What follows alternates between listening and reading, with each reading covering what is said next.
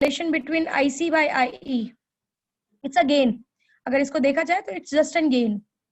Output to the input का gain है, but दोनों एक अलग अलग रिलेशंस को मेंटेन करता है. जैसे कि alpha is by IC by IE and beta is IC by IB. That it gives a relation between the collector current and the base current. Here it gives a relation between collector current and emitter current. And if you want to go for the relationship between the two, you know IE is equals to IC plus IB. यही होता है I. So if you convert it into the part, IB is what? IC is what? Alpha of I. Alpha DC of I.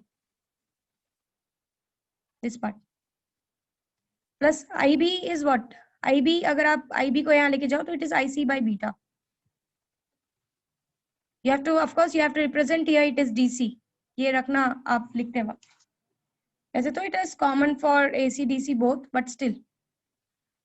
Then उसके बाद alpha I plus IC by beta DC. Now this convert this IC into I. So this is alpha IE by beta. And here it is I. If you cancel this all, you get 1 is equals to alpha plus alpha by beta. This is how you get. So 1 is equals to alpha 1 plus 1 by beta. So 1 is equals to alpha. This is beta plus 1 by beta.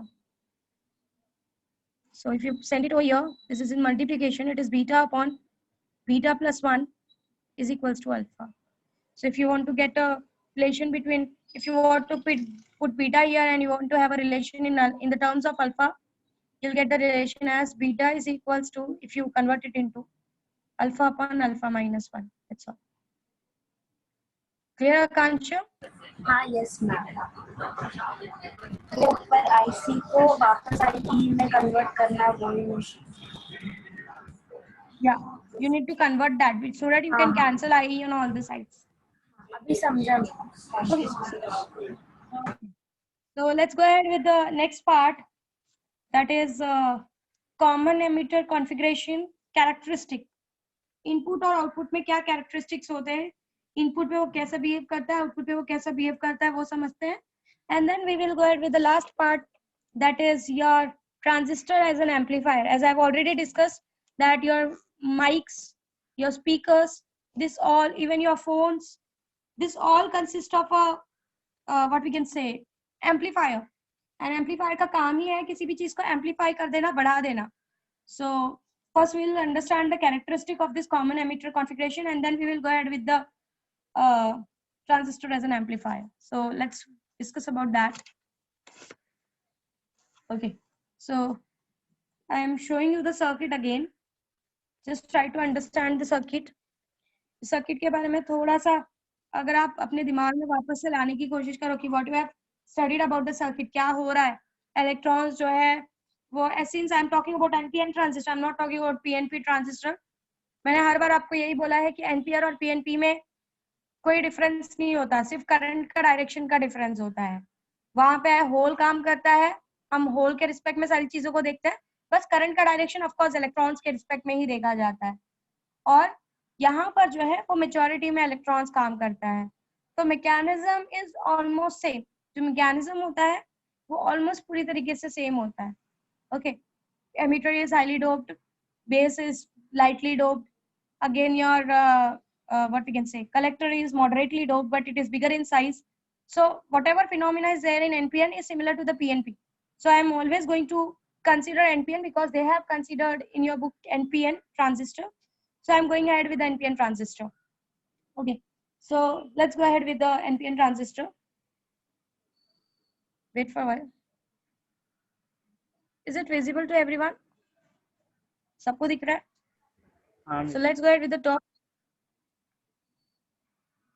Common emitter characteristic. Characteristic means हम लोग input पे और output पे क्या characteristic देखने के लिए मिलता है when a circuit is working, वो देखने वाले हैं. Common emitter, that is CE configuration. इसको CE characteristic. Of course, we are talking about the characteristic now.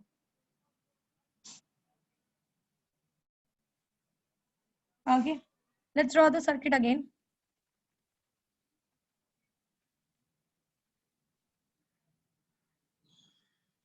Of course, I am using NPN transistor. These arrows explains you that whether you are using NPN transistor or this gives the direction of the current. This is, I have common emitter configuration, so I am joining it to the ground. So it can connect input and output as well. Now this is the base, and here यहाँ पे मैंने एक ammeter को join करके रखा है so that I can measure the current IB. मैं IB को measure कर सकूं, इसलिए ये चीज मैंने यहाँ पे लगाई है. So ये ammeter का काम सिर्फ एक ही है कि ये I am considering this is an ideal one, so मेरे IB को कोई खास इफेक्ट नहीं करेगा ये. So मैं अपने IB को इससे measure कर सकूं, इसलिए I am connecting this over here because I need to see कि what is happening to IB if I change something in the circuit. That is what is input characteristic. जब मैं IB में changes या मैं कोई circuit इस side में मैं कोई changes कर रही हूँ, तो मेरा IB का जो भी changes होगा, that I need to observe. Okay. You can name it as VBB या कुछ में VBE भी बोलते हैं. So better होगा कि आप इसको दिमाग में रखो कि it is a battery that has been providing the biasing voltage. And since मैंने इसके ऊपर ऐसा line जो ये arrow मारा है, it means that I'm going to change it. मैं इसकी value धीरे धीरे change करने वाली हूँ, so that I can see what happens to this particular part. Okay, or this value is going to change. So even I'm connecting a voltmeter over here, so that I can measure the voltage. आपको पता है voltmeter हमेशा parallel में लगता है और ammeter हमेशा series में लगता है, ये बात आपको पता होनी चाहिए. Okay, so I'm measuring the volt over here so that how much voltage is changing, I can get that. Okay, so this is one resistance I have been connected here. I've been connected just to control the flow, that's all. And then here also I'm connecting one ammeter so that I can measure IC, collector current. And then here I'm connecting one more voltmeter, plus minus, so that I can measure VCE over here. Okay, and you can say that this part over here, this is the biasing, this is the resistance. Please don't draw like this. एक properly draw करना, time pass में draw मत करो. And again, of course, here this is the VCC. इसको थोड़ा मैं बड़ा लगाती हूँ. Okay, and I will say that this VCC I'm going to change. मैं इसको change करूँगी, so that मेरा VCE change हो.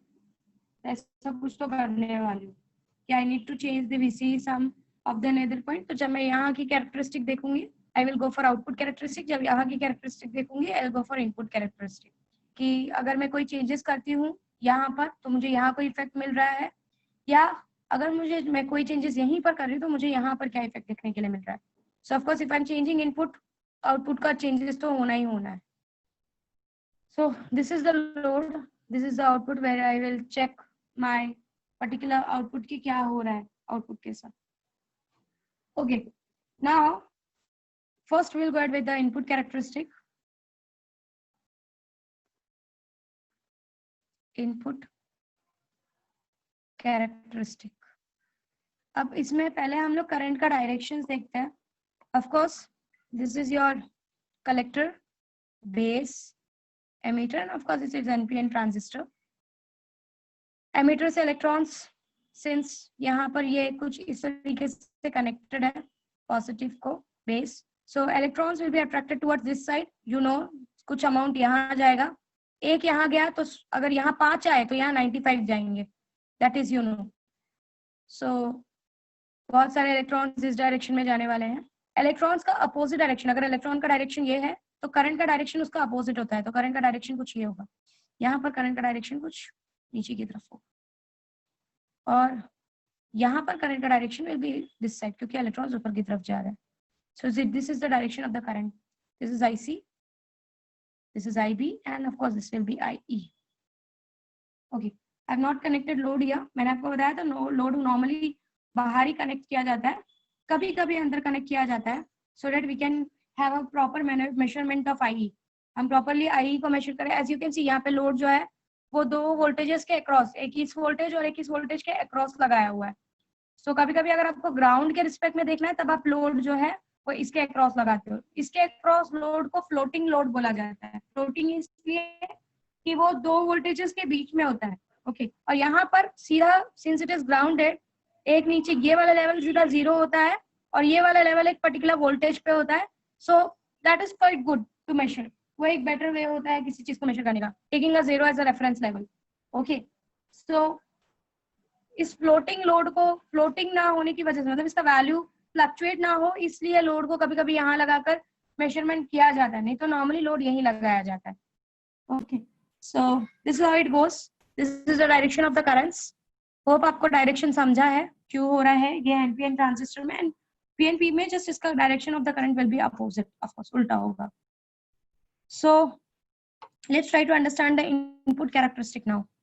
इनपुट कैरेक्टरिस्टिक इज कि अगर मैं इफ आई चेंज VBE, अगर इस वोल्टेज को मैं चेंज कर रही हूँ, आपको पता है VBE एक्चुअली में ये वाला वोल्टेज है बेस टू एमीटर का। इसको एक्चुअली उनको VBB नाम देना चाहिए था, बट सिंस VBB चेंज करे तो VBE चेंज होगा, इसलिए उन्होंने इसको बोल दिया VBE ही चेंज कर रहे हैं, ऐसा उन्होंने नाम दे दिया। बट जब आप बहुत बड़े सर्किट्स, जब आप इसमें किरचॉफ लगाओगे ना, तब वो इसको VBB कंसिडर करेगा और इसको VBE कंसिडर करेगा। That is the correct way. But आपकी बुक में आई डोंट नो किस बेसिस पे बनाया गया है, इसको ही उन लोगों ने इसको ही VBE भी बोल दिया है कि आई am changing this means I am changing VBE, मैं VBE को चेंज कर रही हूँ।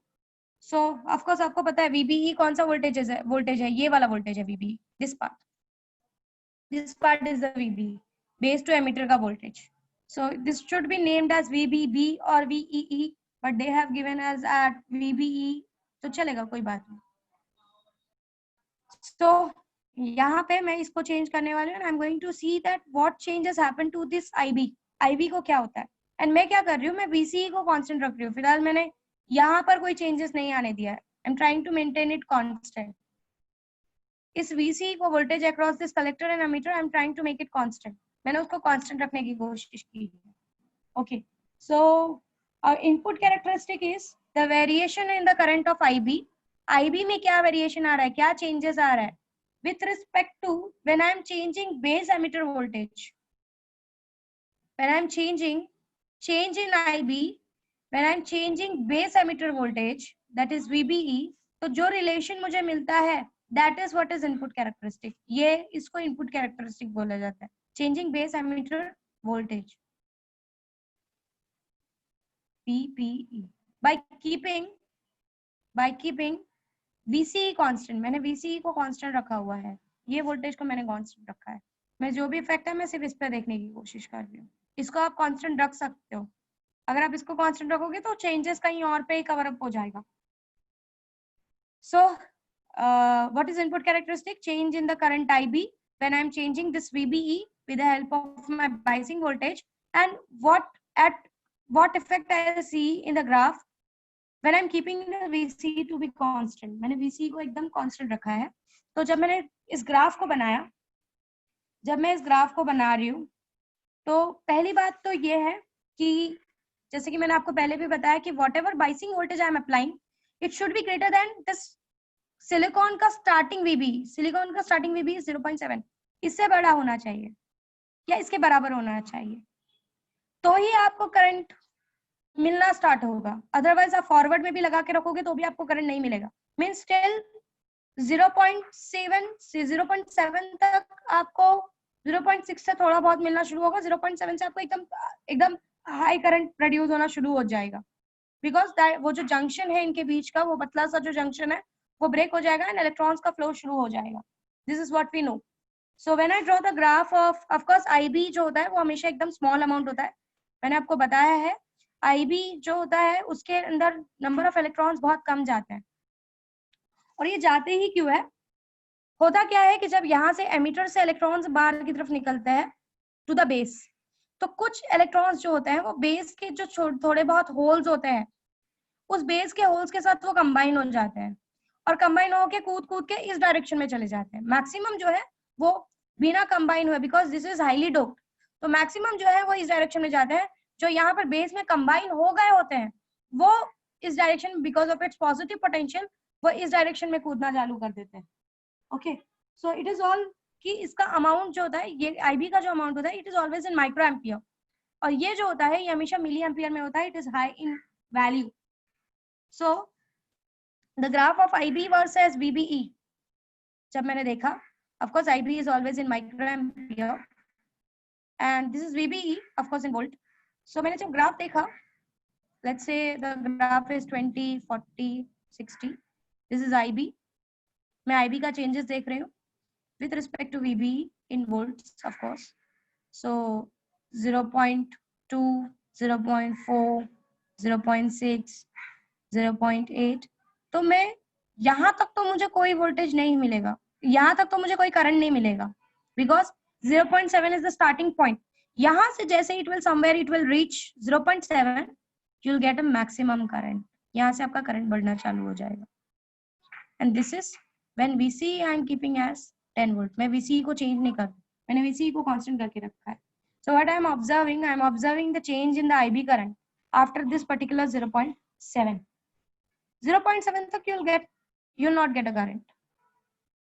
Okay, so this is what is the characteristic you have been observing at the input if you are changing the VBE, and what type of you are observing in the IB. This gives a relation between the two, and this is your input characteristic. The change in IB when you are changing VBE by keeping VCE constant. This particular characteristic is known as input characteristic. Okay, now there is one more term. There is one more term called as input dynamic resistance. Input dynamic resistance. Dynamic इसलिए because there is a change. Okay, so input dynamic resistance is the ratio of change in the base emitter voltage to the resulting change in the base current. ये जो input dynamic resistance है आ रहा है, it is just change in voltage का ratio to the change in current का ratio. This gives you the input dynamic resistance. कि कितना वो रोक रहा है changes होने से, that is what gives you the input dynamic resistance. और कितना उसके speed को control कर रहा है. As I have already discussed that resistance जो है वो current को खत्म नहीं करता या destroy नहीं करता, वो उसकी speed को control करता है. Resistance का working जो है speed control कर रहा है. So input dynamic resistance, that is the change in the resistance, is given by that is the resistance of this particular change is given by Ri is equals to delta VBE by delta IB. That is change in voltage with respect to change in the base current. So that is what is input dynamic resistance. यहाँ तक सबको clear है? कोई doubt है? पूछो. And of course it is measured at constant VCE. हमने VCE को constant करके रखा है. We are not changing the output का VCE का across का voltage. VCE के across का voltage we are not changing. किसी को कोई doubt है? कुछ पूछना है? सबको करंट के डायरेक्शंस क्लियर है NPN ट्रांजिस्टर में? Should we go ahead with the next? So let's go ahead with the output characteristic. Output characteristics means we are going to change or we are going to do something in input and we are going to observe the output. कि output के साथ क्या होता है? पहले input को constant रखेंगे और देखेंगे output में कोई changes आ रहा है क्या? आउटपुट में चेंजेस आ रहा है मतलब ऑफ कोर्स आईसी के अक्रॉस करंट आईसी को आप देखने वाले हो उसमें कोई चेंजेस आ रहा है क्या. Okay, so the variation of collector current, जब आप changes in collector current observe करते हो, changes in collector current that is IC with respect to collector emitter voltage. जैसे हमने वहां पे बेस एमिटर वोल्टेज के क्रॉस को चेंज करके देखा था कि आईवी में क्या चेंजेस आ रहा है, वैसे ही अब मैं क्या कर रही हूँ कलेक्टर एमिटर वोल्टेज को चेंज करके देख रही हूँ कि मेरे आईसी को इससे कितना फर्क पड़ता है, मेरा आईसी को इससे क्या फर्क पड़ता है.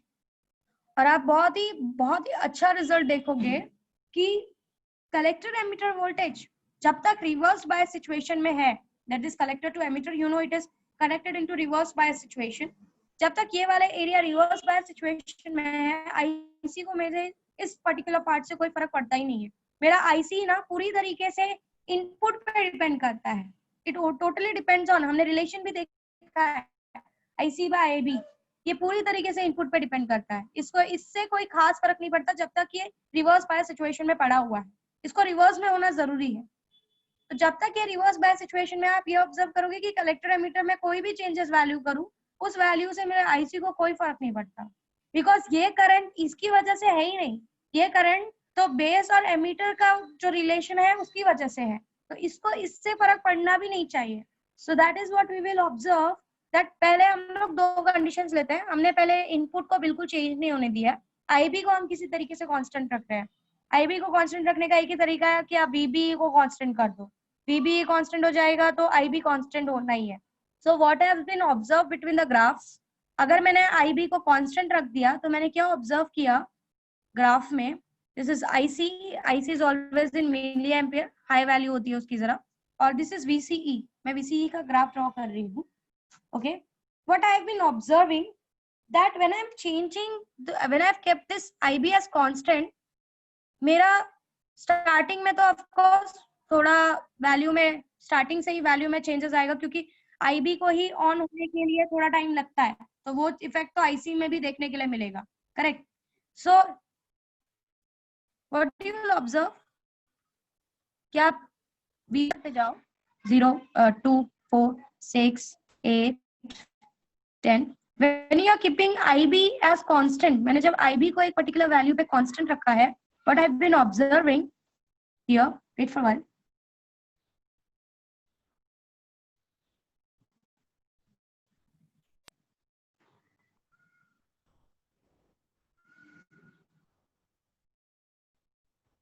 एक मिनट,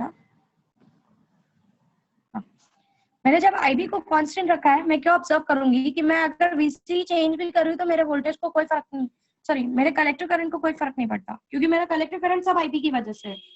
बट जहां पर मैंने IB को चेंज करना स्टार्ट किया, if I am changing, let's say 1 IB is, this is 10 micro ampere, 10 micro ampere पे मुझे इतना IC मिल रहा है। अब मैंने 20 माइक्रो एम्पियर किया, जैसे ही मैं 20 माइक्रो एम्पियर करूंगी, what I am observing, there is a change in the IC as well. So IB 20 micro ampere के लिए मुझे IC की वैल्यू बढ़ती हुई मिल गई, मतलब जैसे जैसे मैं IB बढ़ाऊंगी वैसे वैसे IC बढ़ता जाएगा। ये चीज मैंने कल ही डिस्कस की थी कि अगर मैं IB 5 से बढ़ाती हूँ तो IC 95% से बढ़ता है, IB 10 से बढ़ाऊंगी तो उसका अमाउंट उतने ही अमाउंट से वो और ज्यादा बढ़ेगा। सो जैसे जैसे I change the IB, what I will observe in the output that my IC is being changed, और इसी कैरेक्टरिस्टिक को हम एम्पलीफायर की तरह यूज करने वाले हैं।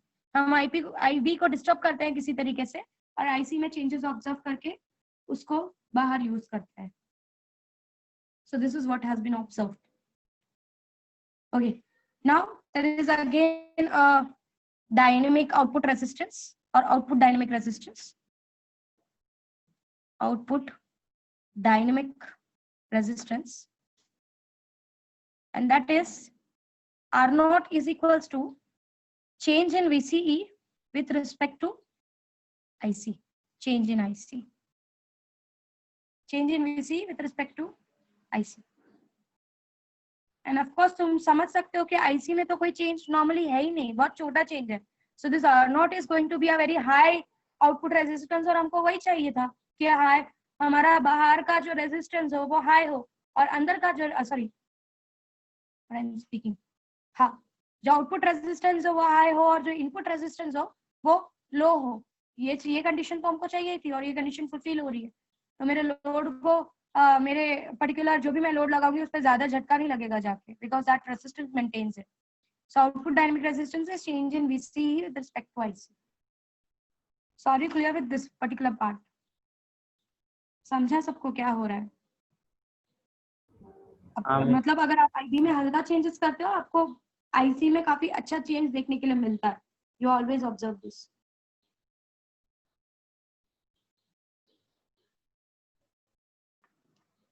यहाँ तक सबको सब कुछ क्लियर है?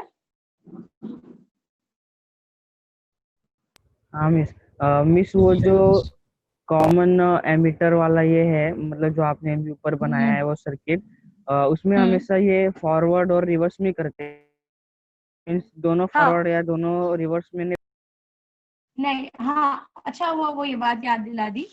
सी कीप इट इन माइंड कि अगर एक फॉरवर्ड रहेगा और एक रिवर्स रहेगा तो तुम्हारा जो ट्रांजिस्टर है वो प्रॉपरली काम करता है, उसको हम एक्टिव रीजन बोलते हैं, इसी में आपका ट्रांजिस्टर काम करता है। अगर आपने दोनों को फॉरवर्ड रख दिया, देखो दोनों एरियाज को रिवर्स रख दिया तो दोनों एरिया का व्हाट वी कैन से बात ही नहीं उठती। दोनों एरियाज अगर आप रिवर्स में रखोगे तो ये भी जंक्शन बड़ा हो जाएगा, ये भी जंक्शन बड़ा हो जाएगा, करंट फ्लो ही नहीं होगा। तो रिवर्स रिवर्स सिचुएशन में तो बात उठती ही नहीं है काम की। फॉरवर्ड सिचुएशन में प्रॉब्लम ये है कि दोनों तरफ से करंट इतना ज्यादा फास्ट हो जाएगा, मैंने कहा था कि वहां पे शॉर्ट सर्किट हो जाएगा, वहां पे आप उस करंट को यूज नहीं कर सकते। सो that is in the saturation region. Your अगर दोनों रिवर्स हो गया तो कट ऑफ रीजन, मतलब वहां पे काम ही नहीं होने वाला।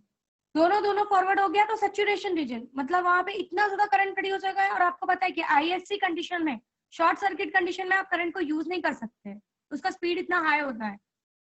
सो best condition for working of a transistor is forward reverse.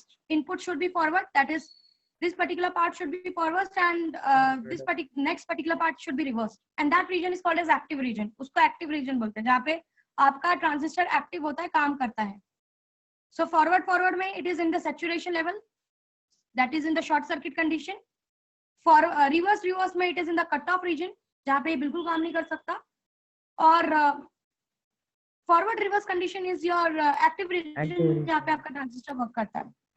ठीक है, so this is what is about your, I don't know what is happening to Zoom today.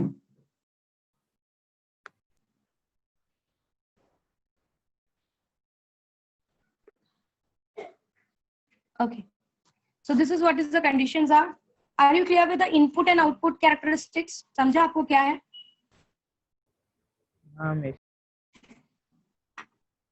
सिर्फ सौरभ को नहीं पढ़ा रही हूँ, सबको पढ़ा रही हूँ मैं। Yes, ma'am. Yes, ma'am. अमला, नन्मा, अश्विनी, Ma'am. बाकी सब, अमन, आयुष भाई, Yes, ma'am. अभिषेक आया है तो अभिषेक, बाकी भी लोग, बाकियों को भी समझाओ। Should I go ahead with the transistor as an amplifier? Yes, ma'am.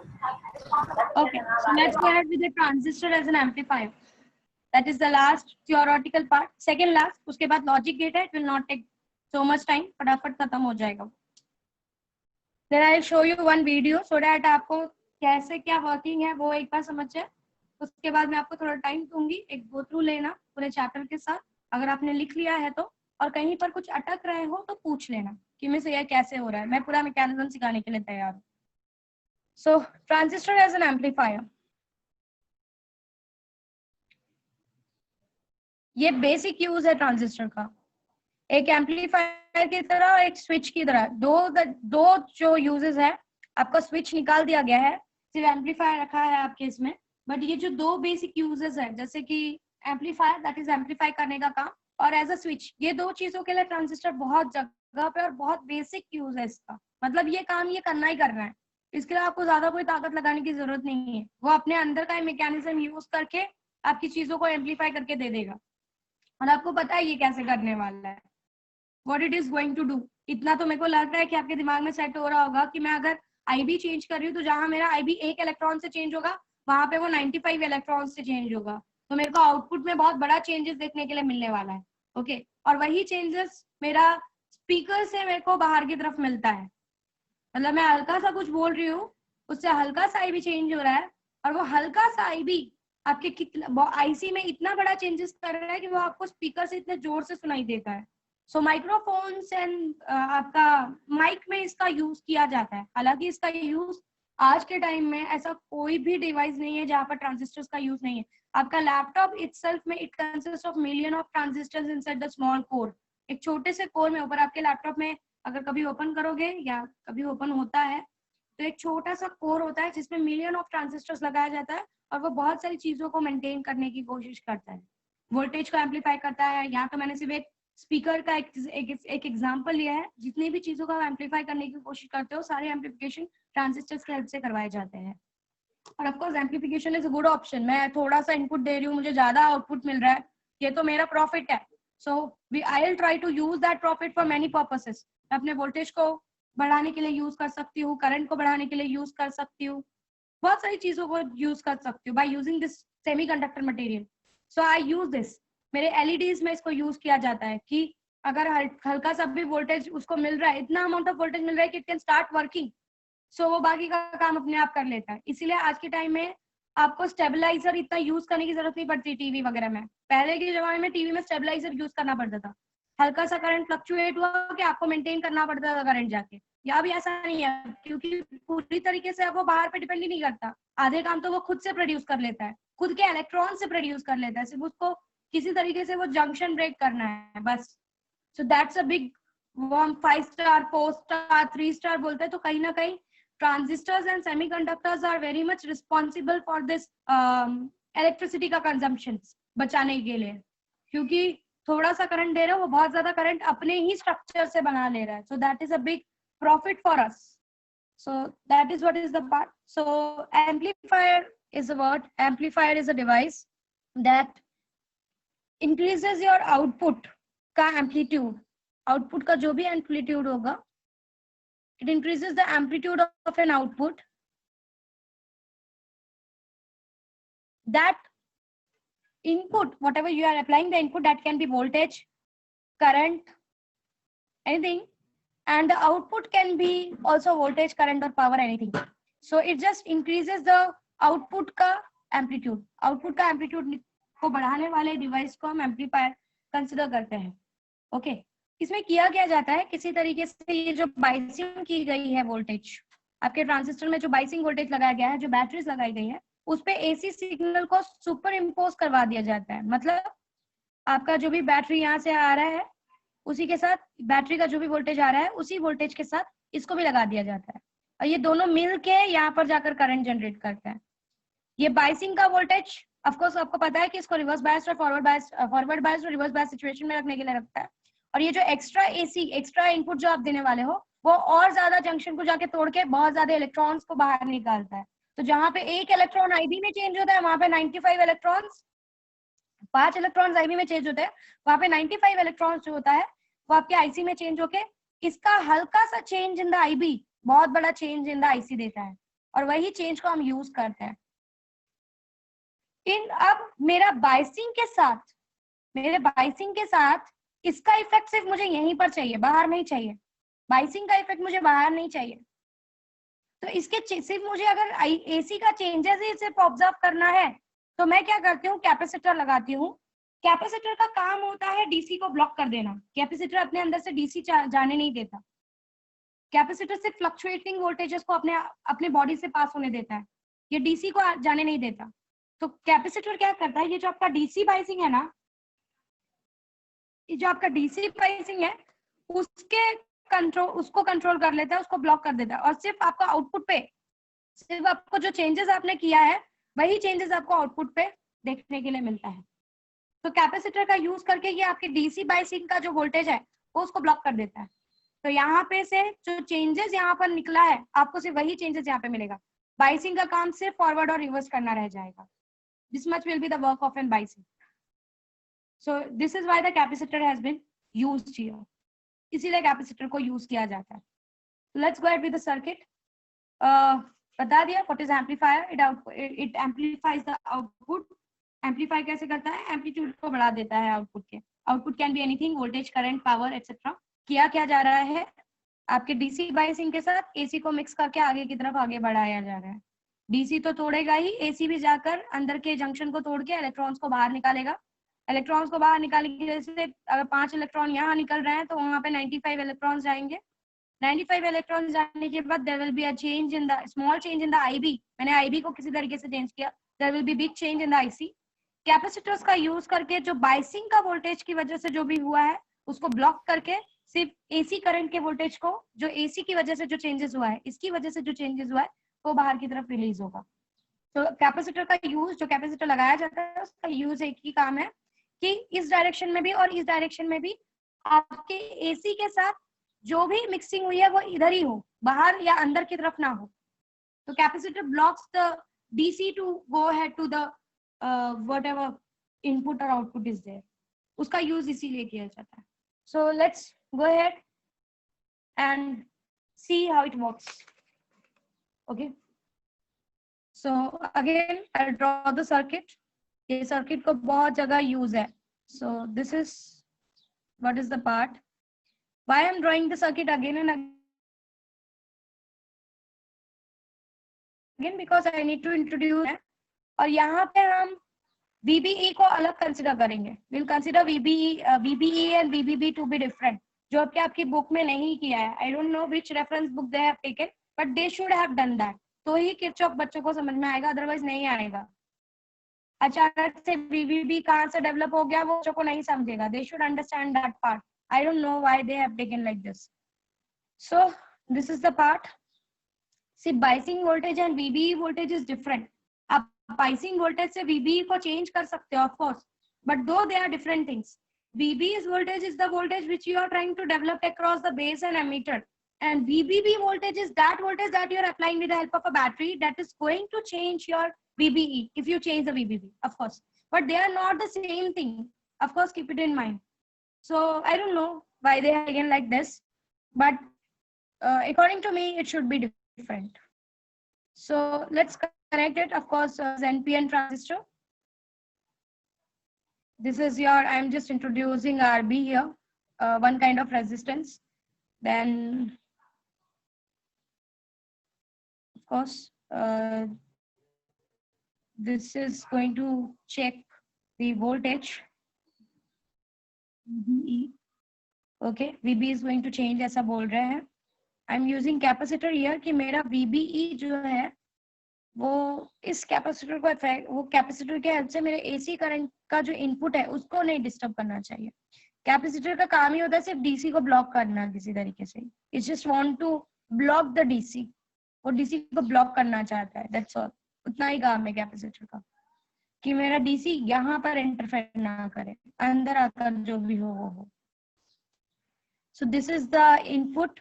कोई भी एक AC input I am applying. Okay, your voice is a kind of alternating voltage. जब आप स्पीकर माइक पे बोलते हो आपका वॉइस जो है वो साइनोसॉइडल वेव की तरह, परफेक्ट साइनोसॉइडल वर्ड नहीं बोल सकती मैं क्योंकि वॉइस के अंदर बहुत बड़ा फ्लक्चुएशन होता है. आप जो भी बोलते हो उसमें it consist of a large fluctuation. Okay, so I cannot say that it is perfect in AC, but let's consider it for your convenience. Okay, so this is the part. This is plus minus. This VB is only allowing the, is applying. Actually, this VB should be VBB. जैसे कि मैंने आपको बोला, it should be VBB क्योंकि VB is the voltage across this. But आपकी book में क्या basis पे किया है, और while Kirchhoff apply करते समय they have considered this as VBB. So that's a big part that why they are doing this. But आपकी बुक में है, आपके नोट्स में भी ऐसा ही कुछ है, तो आपका चेक करने वाला पर्सन यहीं से कहीं से चेक करेगा, इसलिए मैंने इसको चेंज करना ठीक नहीं समझा. Okay, so this is the RL I am applying over here, of course. So this is IC voltage, this is IC. IC का direction will be this, of course you know about this. IB का direction will be this, and IE का direction will be this. This is IE, this is IB, this is IC. Here they have been applying, जिसको VCC बोलना चाहिए. They have said that it is VCE because VCE is this. ये VCE है. Collector से emitter के बीच का voltage is VCE. Okay, so this is plus minus. They have been changing this. So of course this will be plus. NPN है तो इसको forward में रखने के लिए यहाँ पे प्लस अप्लाई करना पड़ेगा. And this is minus. Okay, so actually में आपका VCE ये है, VBE आपका ये है. ये मैं इसलिए इस तरीके से डिफाइन कर रही हूँ कि आपको किरचॉफ लगाने के लिए इजी पड़े. And this is actually your VCC. ये आपका VCC होना चाहिए जिसको उसने VCE नाम दिया है. तो ठीक है, I don't know why they have taken like this. And मैं अपना आउटपुट, दिस इज लोड, मैं एक एक्स्ट्रा आउटपुट लगा रही हूँ जहाँ पर लेट अस से कि V0. They have said that this is resistance is RL and this is a load resistance. और इसी यहीं से कनेक्ट होकर आपका जो पर्टिकुलर आउटपुट वोल्टेज है, आउटपुट आपको यहीं से कनेक्ट होकर इसी लोड, ये लोड का रेजिस्टेंस है, यहीं पर आपको आउटपुट मिलेगा. I am going to check the output over here. तो यहाँ पर कहीं पर मेरा जो स्पीकर लगाया जाता है वो इस एरिया पे लगाया जाता है. So this is what is the load resistance. ठीक है, सो लेट्स गो अहेड. अब क्या करने वाले हैं हम, we are going to apply the Kirchhoff. ये वीबी का काम या वीबीबी अगर मैं बोलूं का चेंज करना है। सो लेट्स ट्राई टू, और मैंने बोल दिया कि ओके एक और पार्ट, यहाँ पे I am going to connect capacitor to. C1 और C2 का काम सिर्फ इतना है कि वो बाइसिंग वोल्टेजेस को आपके आउटपुट पे नहीं जाने देगा। आपको आपका जो भी बाहर जाएगा वो सिर्फ वो करंट जाएगा या सिर्फ वो करंट पास होगा जो करंट सिर्फ एसी की वजह से डेवलप हुआ है या सिर्फ अल्टरनेटिव फ्लक्चुएटिंग वोल्टेज की वजह से हुआ है। ये फिक्स्ड वोल्टेज वाली चीज को अपने अंदर से आगे पास नहीं होने देता। तो कैपेसिटर्स का काम सिर्फ डीसी कंपोनेंट को ब्लॉक करना है कि आपका डीसी का जो पार्ट है वो पूरी तरीके से सिर्फ यहाँ पर ही काम करे, आपके आउटपुट पे या यहाँ पर इफेक्ट ना क्रिएट करे। So let's try to apply and Kirchhoff को अप्लाई करते देखते क्या होता है, व्हाट हैपेंस हियर जब हम यहाँ से एसी अप्लाई करके आईबी को डिस्टर्ब कर रहे हैं। ये भी यहाँ से पुश करेगा, यहाँ से वोल्टेज अप्लाई करेगा, ये भी यहाँ से वोल्टेज अप्लाई करने वाला है। बट लेट अस कंसीडर, पहले हम इसको जरा साइड करते हैं और यही वाला ऑब्जर्व करते हैं। स्टार्टिंग में when I am not applying V, let us say this is at V I, this is V I. मैं बोल रही हूँ स्टार्टिंग में हम ये वाला पार्ट को हटाकर किरचॉफ अप्लाई करते हैं। सो इफ आई से दिस एज वीबीबी, या मैं बोल रही हूँ कि अगर मैं एक वीबीबी अप्लाई कर रही हूँ, so how I will apply वीबीबी, कैसे अप्लाई करोगे वीबीबी को। अगर मैं यहाँ पर एक वीबीबी अप्लाई कर दूं ऐसा कुछ, ये पूरा सर्किट का पार्ट मैंने निकाला है। सो पहला condition, if V I is not connected, if V I is not connected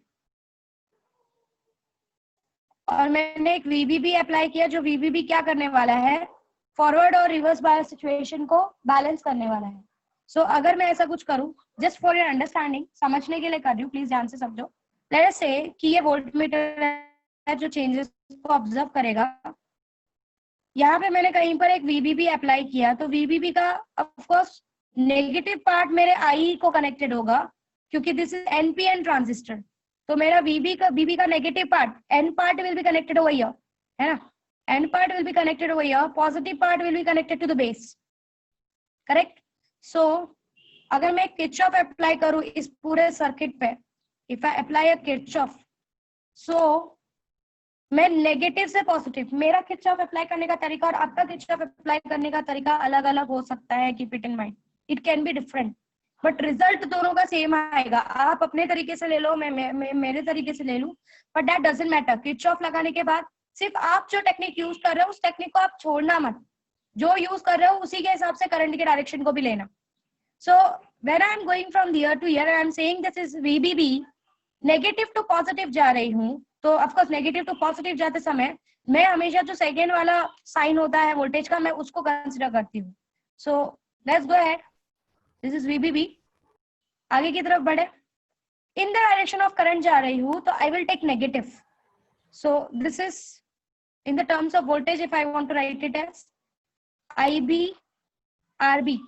अब यहाँ से आगे बढ़े, of course base is positive and this part is negative, so this will be minus। जैसे कि मैंने बोला हमेशा मैं सेकेंड वाला कंसिडर करती हूँ, यहाँ पे मैंने पॉजिटिव कंसिडर किया था, यहाँ पे second one is negative, so this part is VBE।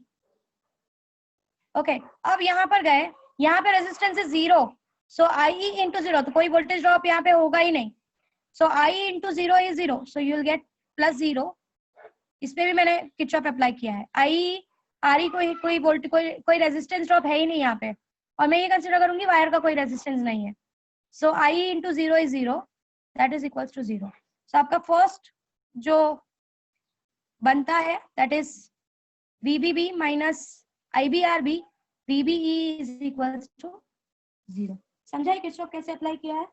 In the direction of current जा रहे हो उसको नेगेटिव लो, वोल्टेज से हमेशा सेकेंड वाले को कंसिडर करती, मैं सेकेंड वाले को कंसिडर करती हूँ। अगर आप उसका उल्टा प्रोसेस यूज करते हो, नॉट अ बिग डील, तो करंट का डायरेक्शन को आपको दिमाग में रखना पड़ेगा। This is how I apply Kirchhoff. ये मेरा एक इक्वेशन बनी है। सबको समझा ये इक्वेशन कैसे आया? सबको समझा ये इक्वेशन कैसे आया? Yes ma'am. इस थोड़ा जूम इन करोगे क्या? श्योर। मैम बहुत ब्लर हो रहा है। अभी ठीक है? हाँ मिस, अभी हो अभी गया। तो ठीक है।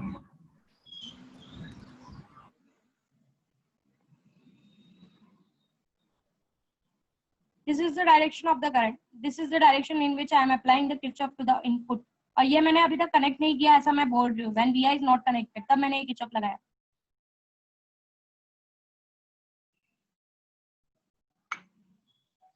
इसलिए मैंने कहा VBB और VBE को अलग अलग लो, क्योंकि ये दोनों अलग अलग हैं, इनको नाम ही अलग अलग देना चाहिए, but they have not given, वो वही जानते हैं ऐसा क्यों है. आप कोई स्टैंडर्ड बुक जाके देखोगे ना, उन बुक्स में they have changed the name, क्योंकि this is the biasing voltage that we are applying and this is the voltage across the base and emitter. Of course changing this will change this, that is sure. How में whatever you are applying this will be same as it is, but ऐसा जरूरी नहीं है. कभी कभी आपने ये बहुत लगाया है, फिर भी ये इतना तो ये यूज करने ही वाला है, तो ये आपको दिमाग में रखना पड़ेगा कि 0.7 ये यूज करेगा, उसके बाद का आगे की चीजों को आगे भेजेगा. तो ये दोनों डिफरेंट होना ही होना है. आपने यहाँ पे 10 लगाया, आप ये चीज हमेशा दिमाग में सेट करके रखो. अगर आपको यहाँ पे 10 वोल्टेज दिया है, उसने VBB 10 वोल्टेज लगाया है, तो 10 में से 0.7 तो is always going to be use, it is always going to be use. तो ये सिचुएशन यही बता रही है कि VBB में से इतना अमाउंट तो यूज हो गया है, 0.7 अमाउंट तो हमेशा यूज होगा. तो ये चीज आपको दिमाग में सेट करनी पड़ेगी कि जब आप ये सम सॉल्व कर रहे हो और आप जब भी किरचॉफ लगा रहे हो इस पे, तो आपको ये बात रखना है कि अच्छा यहाँ पे 10 वोल्ट है.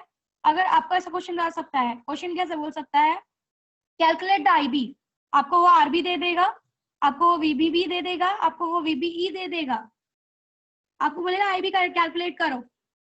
तो आपको एक सिंपल सा फंडा है. अगर यहाँ पे उसने नहीं भी बोला है कि VBE कुछ है, तो भी आपको ये दिमाग लगाना है कि VBE के क्रॉस 0.7 जाना ही जाना है. तो मेरा जो भी आउटपुट आएगा, जो भी पार्ट आएगा वो 10, अगर ये 10 है तो 10 माइनस IB RB का जो भी वैल्यू दिया रहेगा माइनस 0.7 इज इक्वल टू 0. तो this is always going to be there. ये इतना अमाउंट तो यूज अप करने ही वाला है. 0.7 आपको नहीं आगे बढ़ाएगा वो. अगर it is an practical transistor and while solving sum you need to have a practical transistor, so they should give a different name, but whatever may be the part, I don't know why they have not taken it like that.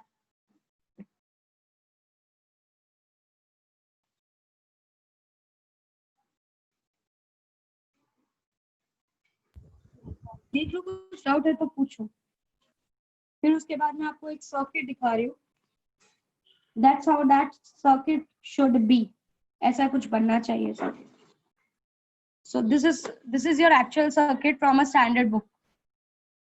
This is VBB. This is VBE. This is VCC. And this across, this is VCE. And this is VCB. That is connected to base. ये आपका standard circuit है. This is the standard circuit. This is what they should provide. This part is the biasing voltage, the battery that you have been applying. This VB is the voltage that this particular part is going to use. Of course, if you change this, there will be changes across this. It is going to happen. But 0.7 it is going to use. After that, there will be a changes. After that, it will produce a current. So that is what they need to show. But ठीक है, कोई बात नहीं.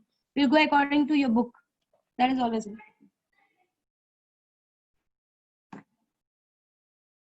So hope आपको समझा है कि ये VBB माइनस VB कैसे आया है इसमें. How they are applying it. Hope आपको समझ में आ रहा है. Yes, miss.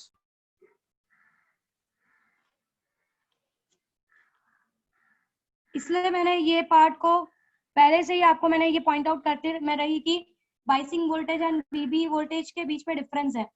Biasing voltage is that voltage that is battery is providing. VB voltage is voltage across this and this whatever voltage is there. क्यों मैं इसको अलग ले रही हूँ, क्योंकि 0.7 is going to be wasted in breaking the junction of the forward bias. वो 0.7 for silicon होता है और 0.3 for germanium होता है. So that you need to understand. वरना आपको समझेगा ही नहीं किरचॉफ कैसे अप्लाई हुआ. आगे बढ़ू, आउटपुट की तरफ बढ़ू. Should we go ahead with the output? Miss. Okay. Now let's try to understand the output. ये वाला पार्ट को रहने दो. Output पे अप्लाई करोगे. Now when you apply to the output, of course now this is your this part जो आप बाहर से biasing लगाते हो, that you consider to be VCC. Okay, VC is the voltage across this. इसके across जो voltage होगा collector to emitter के बीच में. Okay, so and the current that is flowing across this is ICRL. ICRL current इससे flow होगा. So again, whatever you're going to apply is will be something like this. If you apply a Kirchhoff voltage, Kirchhoff law again. So if you apply the Kirchhoff law and you are going like this, इस तरीके से आगे की तरफ बढ़ो. Okay. So minus plus plus consider करूंगी. So if I'm saying this is at this part as VCC, जो कि लोगों ने वैसा नहीं किया है, but let us consider VCC minus current के डायरेक्शन में ही जा रही हो अभी भी. I am going in the direction of the current. So minus ICRL यहां से रिटर्न बैक हुआ है positive to negative. Again I am going positive to negative. Okay, so this will be minus VCE. अब यहाँ पे circuit यहाँ पर आ रहा है. Again it is I into 0 because there is no resistance here. So I into 0 in the direction of I into 0 is equals to 0. So you get the equation as VCC minus ICRL minus VCE is equals to 0. This is your second. This is how you apply Kirchhoff to the input and the output. VCC ICRL minus plus plus लिया है. In the direction of current जा रही हूँ, उसका negative ले रही हूँ. ICRL यहाँ से गई. This is VCE plus two minus. Of course दूसरा वाला कंसिडर करती हूँ. Minus VCE IERE. आप यहाँ पे कोई रेजिस्टेंस होता तो मैं कुछ कंसिडर भी करती. यहाँ पे कोई रेजिस्टेंस नहीं है, तो I into 0 is 0 and then your whole circuit output circuit has been considered. Hello miss. Miss वो एक बार में एक ही जगह पर ये रेजिस्टेंस लगाते क्या, या तो IE के पास या तो आउटपुट वाले में? नहीं, ऐसा जरूरी नहीं है. साइमल्टेनियसली यहाँ पर बोलो गो अहेड. मिस मतलब एक ही साथ दोनों में नहीं लगाते क्या? लगाते हैं. It is there. आपको ये कभी कभी IE के अक्रॉस पे रेजिस्टेंस लगाया जाता है, that is called as RE. IC के अक्रॉस जो रेजिस्टेंस लगाया जाता है that is called as RC. But यहाँ पे RL के टर्म से वर्ड यूज किया है. लगाया जाता है, ऐसा कुछ नहीं है कि नहीं लगाया जाता है. It is used, of course ऐसा किया जाता है, पर उसका वर्किंग पूरा अलग हो जाता है. Then you have to consider this. IE को भी फिर आप अपने जहाँ पे हम लोग IE को 0 ले रहे थे क्योंकि RE नहीं है यहाँ पे, so we took it as 0. वहाँ पे आपको किरचॉफ अप्लाई करते समय you need to consider that IE also because you are applying a resistance over here. So ऐसा किया जाता है. इट्स देयर, ऐसा किया जाता है. ठीक है, बट हायर लेवल तक का नहीं है. आपको अभी ये स्टेबलाइज्ड वे में ही दिया हुआ है कि we have connected this to particular grounded situation ही आपको अभी तक दी हुई है. ओके. या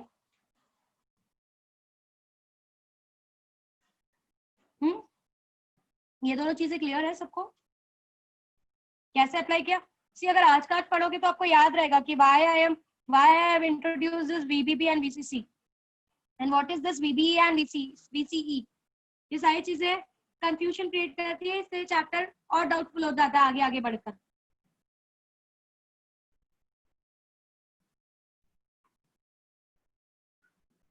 okay, should we go ahead? Now let's apply VI. अब VI अप्लाई करके हम लोग फाइंड आउट करते हैं कि what happens to the circuit. Input circuit को मैं VI अप्लाई कर रही हूँ. Now I am applying VI. ये VI क्या करेगा? ये VI आपका इस जगह पे जाके जहां पर सिर्फ VBB ही वोल्टेज अप्लाई करके दे रहा था, अब ये VI क्या करेगा? वो भी एक वोल्टेज अप्लाई करेगा. एंड दैट वोल्टेज अगर मैं उसके ऊपर भी किरचॉफ लगाऊं, sorry,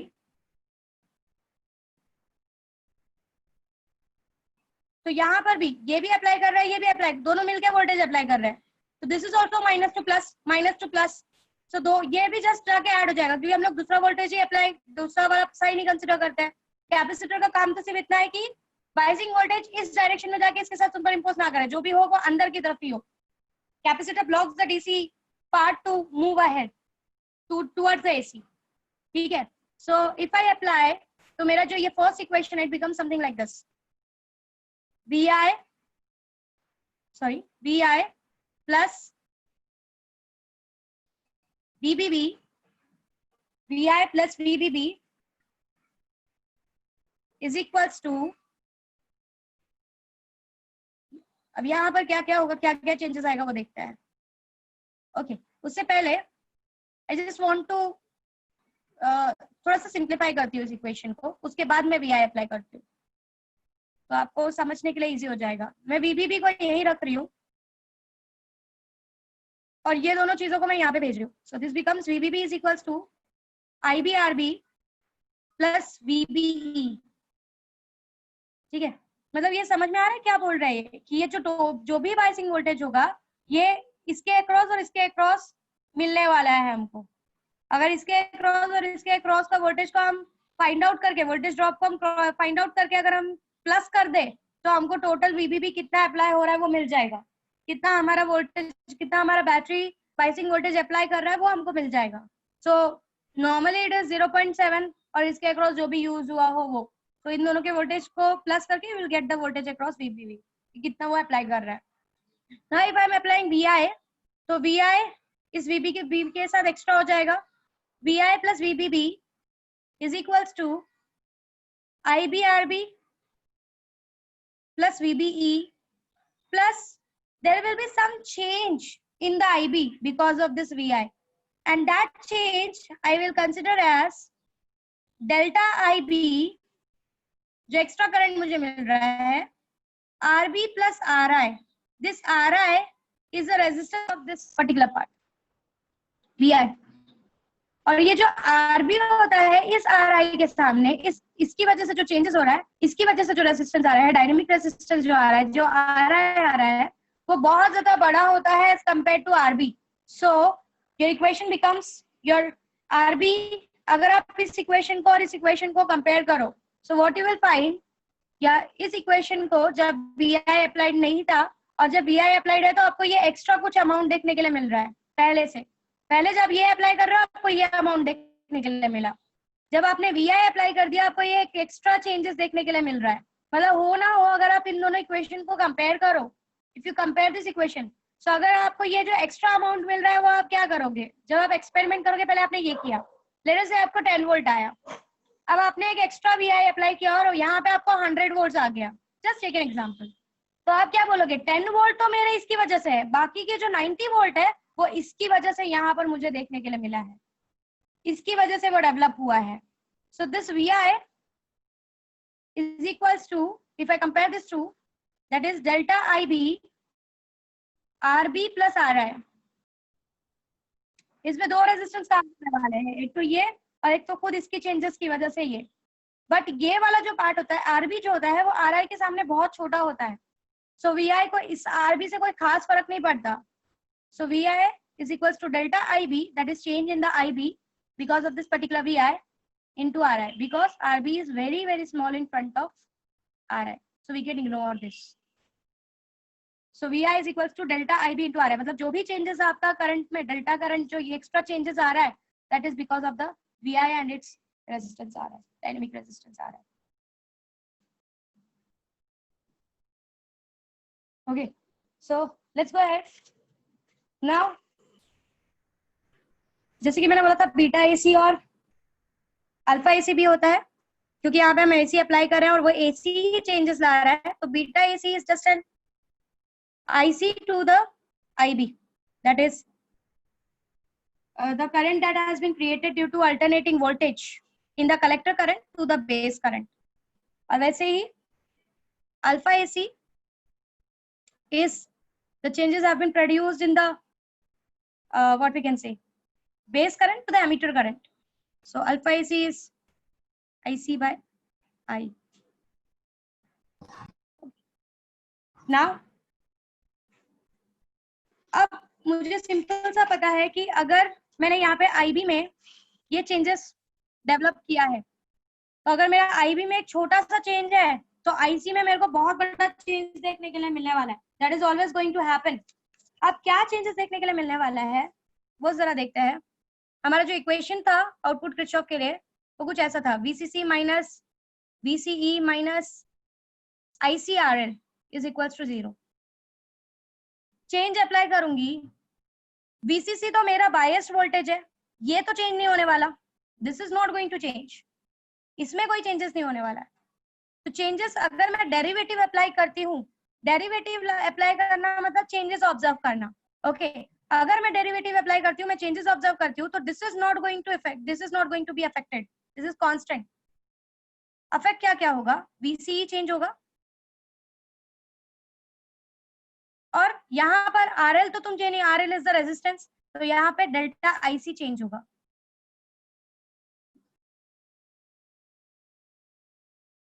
So what you have been observing, क्या मिलेगा, that अगर मैं इसको यहाँ भेज दूं, इस पर्टिकुलर पार्ट को अगर मैं यहाँ भेज दूं, so you will observe that delta VCE is equals to delta minus delta ICRL, और VCE कलेक्टर के अक्रॉस ही तो आप आउटपुट देखते हो, इसी के अक्रॉस तो आप आउटपुट देखते हो। अभी मैंने कैपेसिटर लगाया नहीं है, यहाँ पे ही मैं आउटपुट देख रही हूँ। मुझे क्या ऑब्जर्व करने के लिए मिल रहा है कि मेरा जो भी आउटपुट होगा वो नेगेटिव आएगा, और ऑफ कोर्स आईसी इतना बड़ा चीज, this delta IC is showing that there is a change in the IC. तो आपका जो आउटपुट होगा वो ऐसा, अगर आपने इनपुट ऐसा कुछ अप्लाई किया है, एक छोटा सा वोल्टेज आपने अप्लाई किया है जो वीबी में चेंजेस ला रहा है, सॉरी आईबी में चेंजेस ला रहा है, और जब आप वहीं पर जब आप आउटपुट देखोगे, आपका आउटपुट ऐसा कुछ मिलेगा। This negative sign shows that कि आपका जो ये इनपुट वोल्टेज जो आपने अप्लाई किया था VI, और आप जब डेल्टा VCE के अक्रॉस जब आप आउटपुट देखोगे ICRL के अक्रॉस, तो व्हाट यू विल ऑब्जर्व कि पहली बात तो नेगेटिव साइन ये शो कर रहा है कि पहली बात तो आपका आउटपुट उल्टा हो जाएगा, voltage will be opposite in direction, और उसका magnitude will be very high because this IC is being changed. तो आपका एक छोटा सा चेंजेस आपको इतना बड़ा चेंजेस करके आउटपुट के अक्रॉस देगा। अब आप ये बोलोगे मिस यहाँ पर this is V0, this is output, ये अपोजिट हो रहा है तो इससे मेरे सर्किट को फर्क नहीं पड़ेगा। सिर्फ सर्किट वोल्टेज यूज नहीं करता, वो पावर के हिसाब से काम करता है। पावर और वोल्टेज का जो रिलेशन होता है वो V²/R होता है, अगर if you are keeping the resistance to be constant. तो V² हो गया मतलब नेगेटिव पॉजिटिव उसको कोई फर्क नहीं पड़ता, वोल्टेज के साइन से उसको फिर उसको कोई फर्क नहीं पड़ता आउटपुट पे क्या मिल रहा है, because it is V²/R, the relation between power end voltage is V²/R, वो स्क्वायर से वेरी करता है। सो आउटपुट पे जो पावर यूज होगा वो एज इट इज जैसा यूज होता है वैसा ही यूज होगा, उसको साइन से कोई फर्क नहीं पड़ता, बट मैग्नीट्यूड बढ़ गई है, एम्पलीट्यूड बढ़ गया है, so that is the big part which we use as an amplifier. So what we have observed that delta VC is the output where we are going to check the output.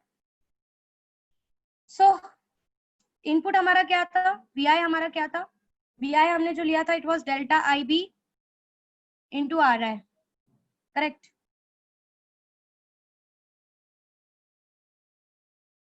और C के cross output देख रहे हैं, this is my output, so V0 is equals to minus delta IC into RL।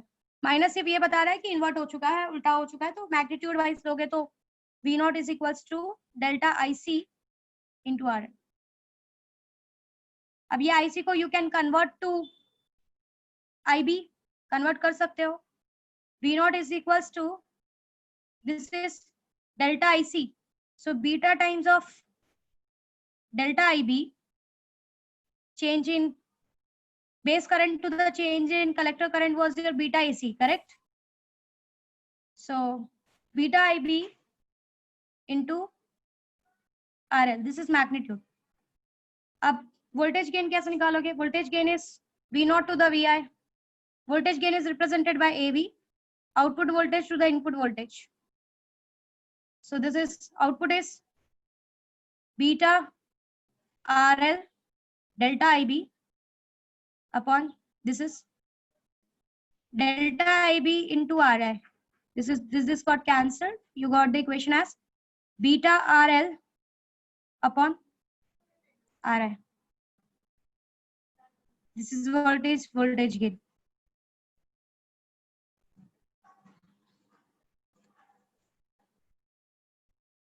This is what is voltage gain, AV is equals to beta RL by RI। Okay, so this is how you get the voltage gain, that is V0 by VI in the terms of magnitude, sign डालोगे तो यहाँ पे एक negative sign आएगी जो ये बताएगी कि you get a inverting voltage, negative में आएगा, that is what you get. And the power gain is given by power gain, again it is output power to the input power, and it is represented by AP. So if you try to find the relation between power gain and voltage gain, so this is this RL by RI, this gives you the power gain, this gives you the voltage gain. इसका relation आप voltage gain से relate कर सकते हो. So AP is beta AC times AV, ये relation आपको मिलता है. Power gain is beta AC times of AV.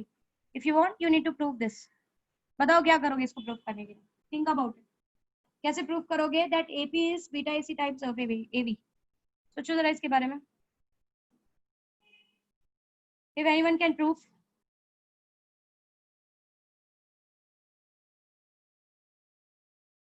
And always keep it in mind, beta हमेशा बड़ा होता है. It is always greater than 1. So he your transistor is working properly.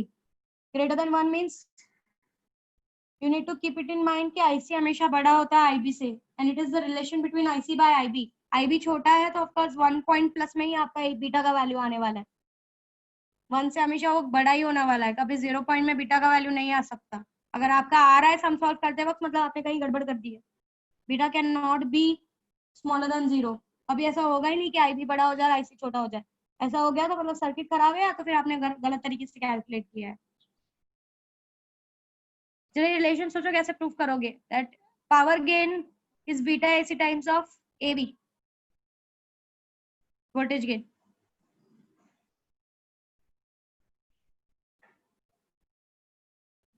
सोचो और बताओ क्या कर सकते हो. How you can prove that AP is beta AC times of AV.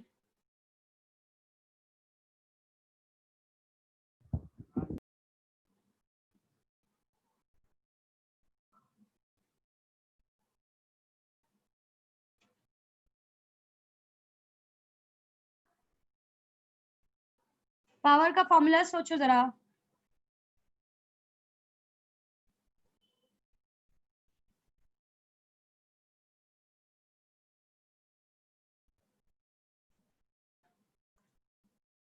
छोटे बच्चे जैसे शांत हो जाते हैं ना, कुछ पूछो वैसे हो जाते हो तुम लोग भी.